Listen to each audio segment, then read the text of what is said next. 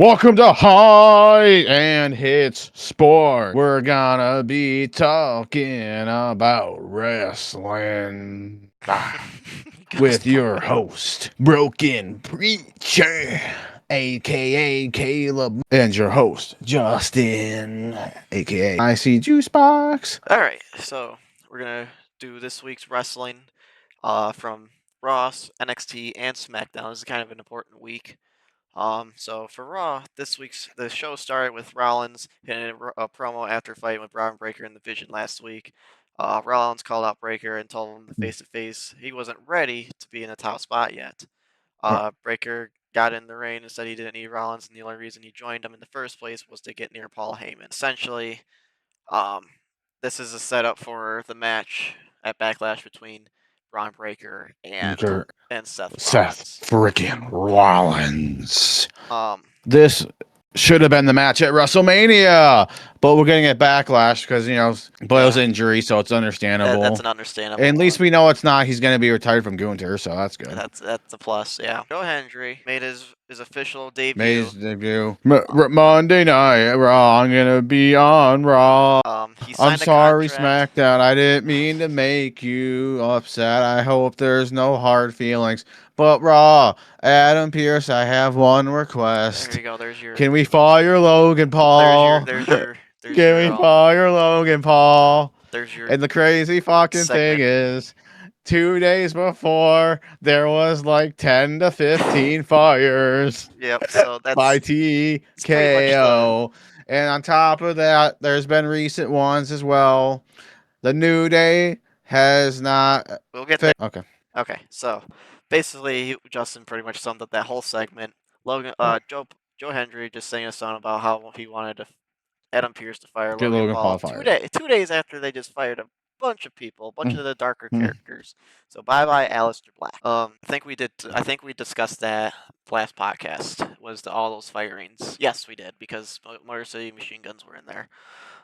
Becky retained her IC title against Io. The Man App issued an open challenge and retained her title in a fantastic matchup, but did so to thanks from Asuka, and Io and Asuka will now face at Backlash. Owen Fenley just basically squashed Grayson Waller. And then you want to talk? So the whole Io Asuka situation is, so Becky had an open challenge.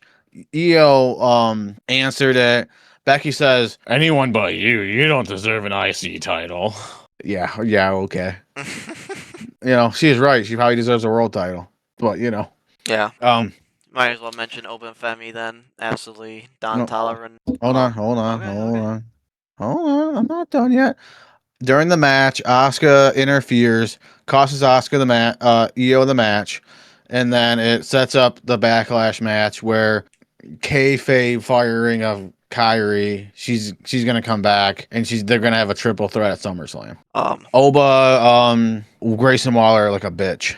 Yeah, he got Don Toliver from what I'm reading. You got this Don Toliver, and I can honestly just see. Unfortunately, I don't know what they're gonna do with Grayson now, considering TKO wanted to reconstruct Xavier Woods' and Kofi Kingston's contracts, and they refused, and they asked for their release, and they got accepted for their release. So you can probably guess Grayson Waller's probably gonna either be gone, or unless you can find a person to tag on, I guess. Which is unfortunate. Yeah. All right.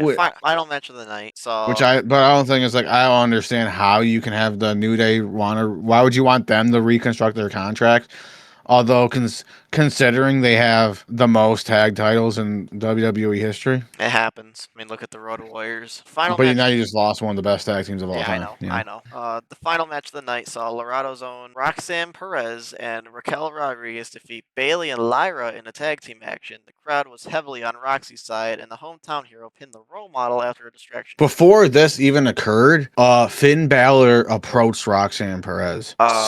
Saying, watch out, because he says Liv Morgan is a snake. I'm not here to persuade you, but I'm here to warn you, because if you wouldn't be in the Judgment Day if it wasn't for me. And two, I think you should leave them, but it's obviously up to you. Right. But you've been warned, and going into the match, the whole crowd is behind Roxanne. I know it's her hometown, everything But I guess you would have they were erupting like it wasn't like even her hometown, but you'd have to see like obviously a different city Right. to fully see if they're backing her as a face, not a bad bitch. All the matches, I'll just go over the ones that we didn't mention. IC title, Penta defeated Rusev in a non-title match, and Ethan Page and Javon Evans got involved in a post-match attack angle. This week. Oh, last week. Okay, and then So Ethan Page he got into a little skirmish in the back. The other thing we didn't mention was Rey Mysterio defeated and the then he Imposter. beat and then he beat Ethan Page beat Javon Evans later. Okay. And then Rey Mysterio defeated Imposter El Grande Americano. The better Americano, sorry. Yeah. The one that should be the Americano, in my opinion, is whatever. No, whatever. Oh yeah, I know this one rocker bitch debuted. I ain't give a fuck. Evil came out and debuted on NXT. Yeah, I did see that. Evil, that was pretty. He went after Tony D'Angelo, the world champion. 2 other people went after him as well.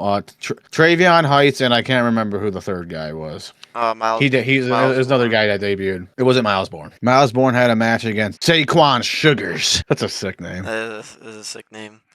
Saquon Sugars. Miles Bourne defeated Dion Lennox inadvertently cost Sugars the match. Christian Angels came out to the match saying he's on the NXT brand. While Bourne was looking at him in the crowd, he was jumped from behind by Cam Hendrick. Yeah, Christian Angels. I don't know who that is. To be honest with you, evil sounds like an indie guy. Sounds like a off-brand Christopher Daniels, but that's okay. Who else debuted? It was that Will Evil, Chris, whatever you just said. Will Coos, I think his name was. He was from PPW. Yeah, wrestling. Will Coos. Yeah, that He's guy. He's cool. I like him. I don't know much about him. So. I know a little bit about him. Let's see. EK Prosper and Shaw Legacy defeated Birthright by pinfall. Lizzie Rain defeated Nikita Lyons by pinfall. Yep. Thank God. Keelani Jordan defeated Ren Sinclair by pinfall. Charlotte Hill defeated Ricky Saints by pinfall. And that's how Ricky Saints basically leaves NXT. Leaves NXT, and that's where he makes his debut on SmackDown. JC Jane pins Charlotte Flair. But there was cheating involved, but as expected though. But still getting a pin on Charlotte Flair is a good accomplishment either way. Right. Being your first match on the main roster. Cody Rhodes beats Ricky Saints. Yep, which is... Oh, didn't see that one coming. Yeah, Damian Priest and R-Truth versus Fraxium.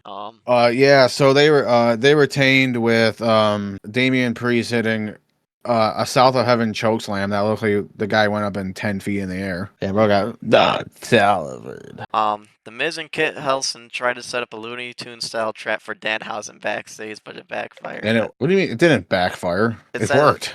It didn't work. It worked fine for when I watched it. So Miz acted like he was gonna join Danhausen, and then obviously when he turns around, he just chop blocks it in the back, and then him and Kit Wilson beat him up. And then later that night, Danhausen goes up to Nick Aldis and asks, "I want a tag match against him." It's probably. I wonder who that's gonna be. R-Truth, though, maybe just randomly. No, maybe. I don't know. I don't think so. Well, maybe because of the misery between him and Miz, but he's already a tag champion. Yeah, I know. Damian Priest, so I don't know. It's CM Punk, Pepsi Phil. Maybe. Royce Keys had a singles match that week against Angel of Los Guards. I forgot that was a fucking team. It was over by a minute and a quarter. So some notable moments. Blake Monroe had a video package similar to how she was introduced to NXT. Chelsea Green had a backstage segment with Stratton, Julia, and Kiana James. Instead of offering Julia a rematch, Tiffany offered a shot to James. So Kiana James versus Tiffany Stratton for the U.S. title will be next week. The Gingerbread Man. The Ginger Man, pay respects to him. Yeah. Next week on SmackDown, we're gonna memorial because of Sami Zayn taking him out. Poor Gingerbread. Have to pay respect for the Gingerbread Man. Paige and Brie Bella versus Lash Legend and Nia Jax. Paige and Brie Bella retained. Nope. Nothing else really was interesting in that match. The Usos versus the MFTs. That ended with Jacob Fatu absolutely Don Tolliving the MFTs. And then telling the Usos a warning. Just got released, actually. JC Mateo's gone. What the hell? And Tongaloa, the ones that are, not great wrestling. Final word. This is some build-up for more JC Jane and Charlotte Flair stuff. I'm guessing they're going to have a match at Backlash.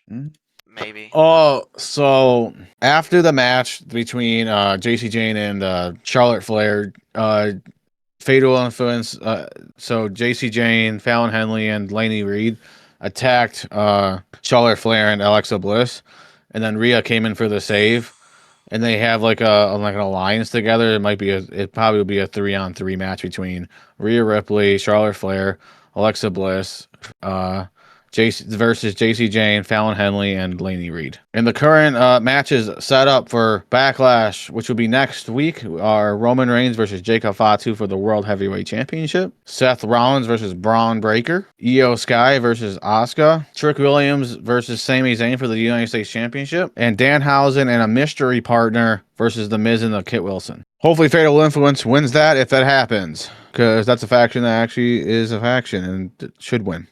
Personally, in my opinion, even if it's fucking some cheating way. Okay, that's my opinion about that. All right, and that's going to be the end of the wrestling